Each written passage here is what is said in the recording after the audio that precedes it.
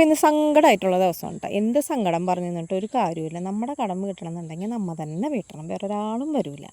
അപ്പോൾ താലിമാല കൊടുക്കാനാണ് പ്ലാന്. സൊസൈറ്റിയിൽ നിന്ന് എടുത്ത് നമ്മുടെ ഓട്ടോറിക്ഷ എടുത്തപ്പോൾ താലിമാല പണയം വെച്ചതാണ് കേട്ടോ.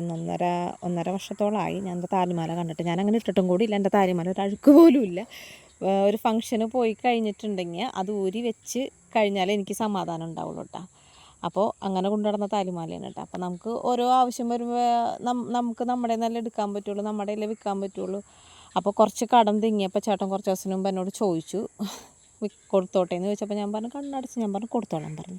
കടം അവിടെ വെച്ചിട്ട് നമ്മൾ സ്വർണം കെട്ടിപ്പിടിച്ച് തന്നിട്ട് ഒരു കാര്യമില്ല, നമ്മുടെ കടം വിടില്ല, നമുക്ക് മനസ്സമാധാനം ഉണ്ടാവില്ല.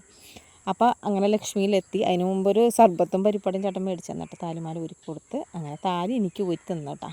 പിന്നെ ഏറ്റവും സങ്കടമാവുന്നത് ഇതാണ് കേട്ടോ, കരിക്കണതാണ് കേട്ടോ. അപ്പോൾ കരിച്ച് അങ്ങനെ തൂക്കം നോക്കിയപ്പോൾ 2 മില്ലി കുറവുള്ളൂ, വേറെ ഒരു കുറവുമില്ല കേട്ടോ എൻ്റെ താലിമാലയ്ക്ക്.